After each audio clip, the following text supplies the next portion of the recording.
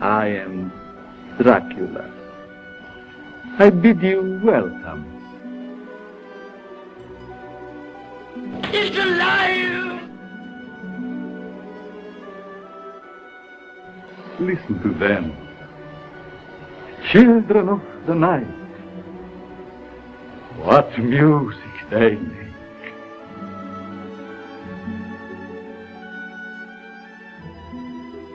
We belong dead.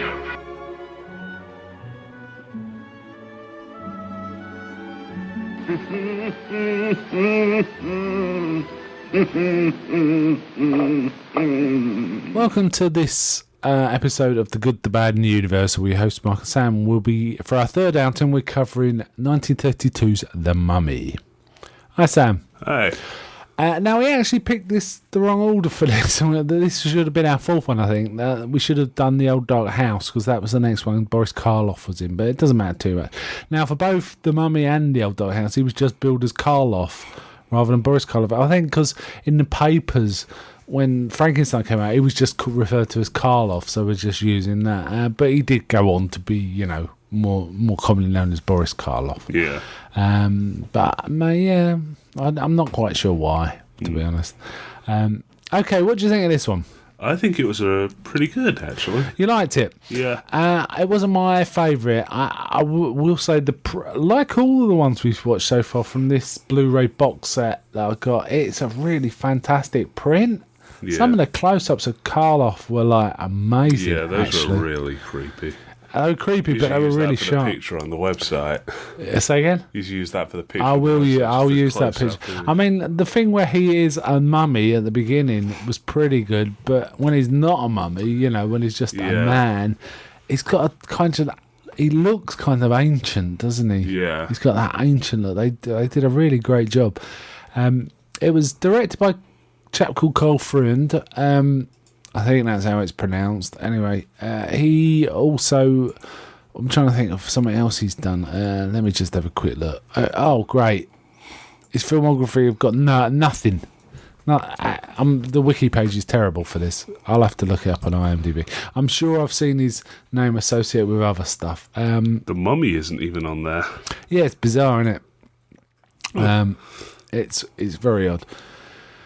I'll check it once we get into it. Right, so this one has the Mummy is Imhotep, which most of the Mummy films, both Universal and Hammer and a few others, it was called Charis. Yeah. But this one was Imhotep. Now I believe Imhotep was also the Mummy in the Brendan Fraser. Yeah, that one was a remake of this one, but they obviously changed a lot. Yeah, it was. I mean, I'm quite a fan of the Mummy. I kind of like it. The first and second one, I don't think I've seen Scorpion King. I do remember there was some really, really terrible CGI involving The Rock. Yeah. Scorpion guy. The third one was okay. It was kind of a cool new direction to... Was it? Yeah, it was about a Chinese emperor instead of an Egyptian. Oh, cool. It had a lot to do with the Terracotta Army and the Great Wall of China. That sounds rather cool. I guess mummies are most often Egyptian, aren't they? And I think there are Chinese ones, and I think they're South American ones too. Yeah, there are a lot of South American, and I think sort of like more Arctic cultures. So like Vikings and Inuit and Eskimo, that sort of cultures that would be more towards the Arctic Circle. There was a lot of sort of accidental mummification, but mummification. Right, yes. So. In fact, I remember when we watched Nosferatu, the more modern version, it began with like semi-mummified bodies, didn't it? Which had nothing to do with the film. Yeah, but they were South American. America. Yeah, it was crypts with like these desiccated people. It was very odd. Now, this also, I think, is there's a few films that just being there become the basis of an entire genre. And the one I'm thinking of mostly is probably Night of the Living Dead. Though there are, I mean, Universal created their own genres. Quite a number of werewolf films come from the Werewolf of London, which we will get around to, and then more famously the Wolfman. But before mummies come from this film. Every mummy film comes from this, really. There were stories one story about a mummy before this, in literature, which I think was Bram Stoker. There may have been more. I'm not an expert on this, but essentially, I think this film created that entire genre. And it was most of the mummy films that came after this are not really worth watching. That I've seen, it's the mummy lumbering around, like kidnapping the heroine or the lady involved. But this wasn't really that, was it? No. We only see the mummy at the beginning. Yeah, it's actually weird you mentioned Bram Stoker, because I thought this was a lot like Dracula, actually. Apparently, I was talking about the director Carl Freund. He did some direction in Dracula as well, okay. even though it was credited with Todd Browning. I think he was second unit maybe or something. So that might be why. And of course, Edward Van Slo's in this as well. Yeah. Though he's not wearing glasses. He reminds me a lot of Max von Sydow. Yeah, a bit. In the way he looks. He's a very striking kind of man, isn't he? Right. Well, it opens with the British sort of archaeologists. They've got into the tomb, haven't they? And they've got this scroll that one of them, I think Van Sloan's character, Dr. Muller, warns them not to touch. I think it's like he's essentially playing the same character he did in Dracula and Frankenstein. He knows a lot more about what's going on. Yeah. Than everyone else. Yeah, he does. Sort of thing. He's you shouldn't mess with that. And of course they do. And I really... And actually, the scene is kind of Renfield-like, isn't it? That was... It's a good scene. Yeah. Good scene. My favourite scene in the film, actually. Yeah, pretty good, show of, showing insanity, really. Yeah, I think the guy that did it was quite a good actor. Your mind just can't comprehend the idea of a mummy getting up and walking. He said he went for a little walk. He went for a little walk, yeah. As he's like, that sort of stuff. So Imhotep. Now, the first time I saw this film, I think I was about 10, 11. And I was really confused all the way through it because I didn't realise Boris Karloff was meant to be the mummy. So I couldn't quite figure out what was going on. But now I've watched it again, I actually know better. I also think this was kind of a hit because not less than 10 years before it was the whole Tutankhamun sort of dig and all of the curse around that. So curses and mummies go, and stuff like that were in the zeitgeist at this time. And they still are, we associate mummies with curses, don't we? And it's a world that keeps getting revisited. I mean, there was the most obvious one is The Mummy, in 1999. But, there's a touch of it in Indiana Jones. It's that kind of, crypts. I wouldn't be surprised if in the next Indiana Jones there was a mummy. Yeah. And I think Karloff was really good as Ardith Bey was his current name, wasn't it? But he was Imhotep.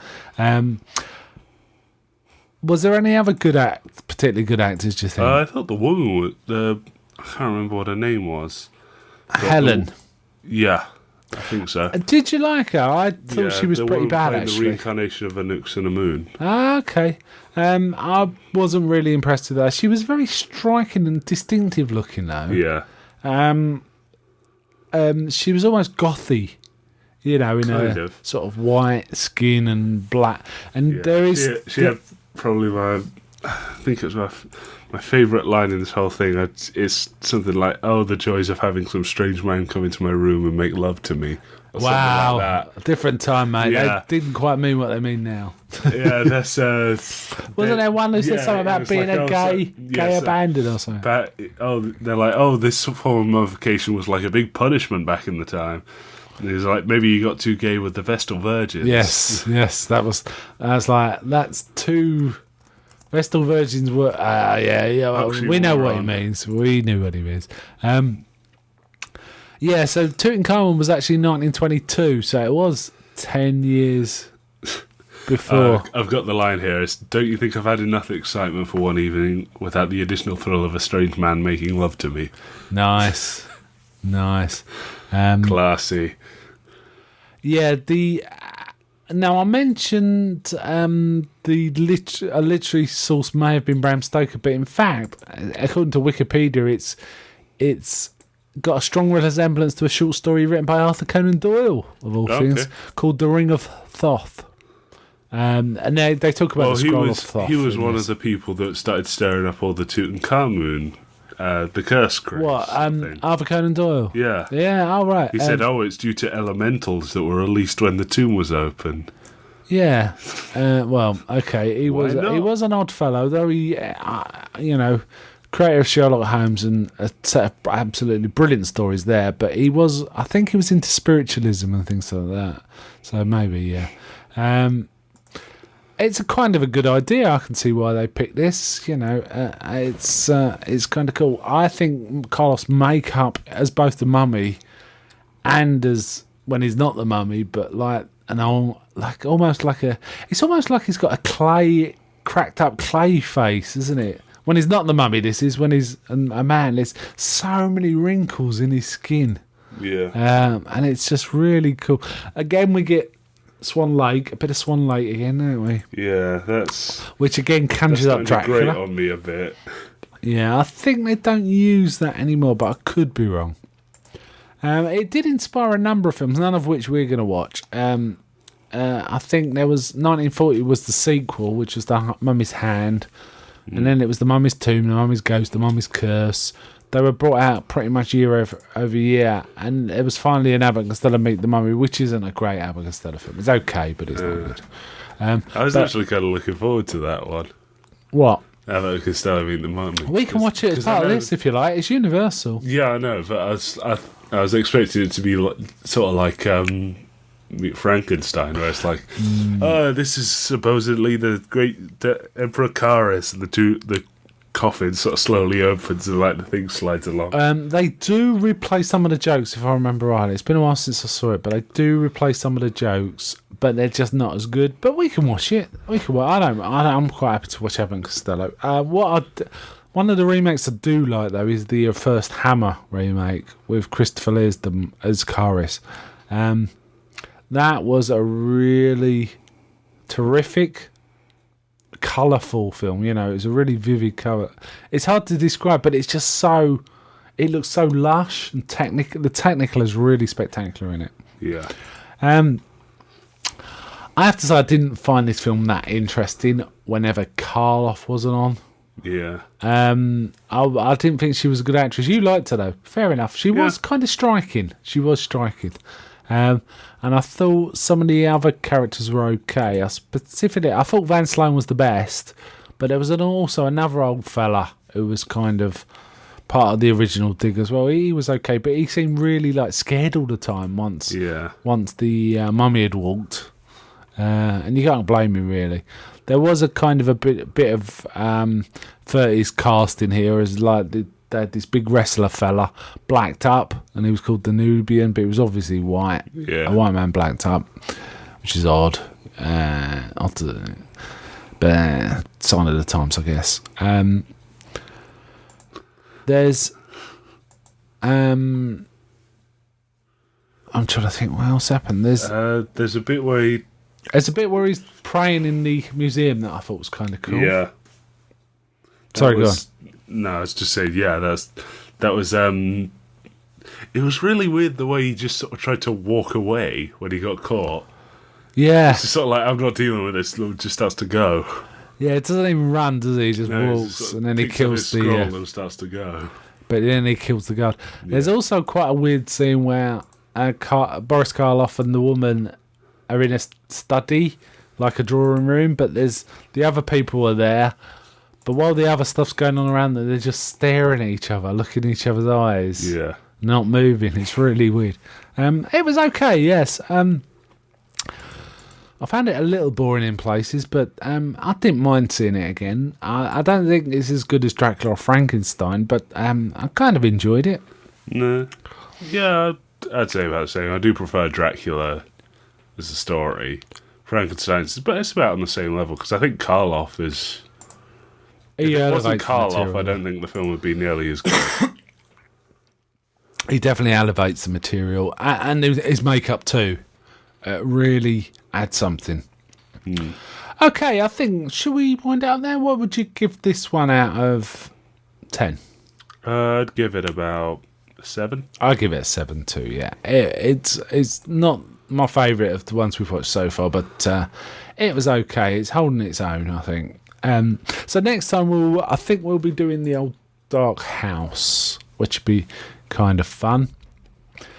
So bye from me. Bye.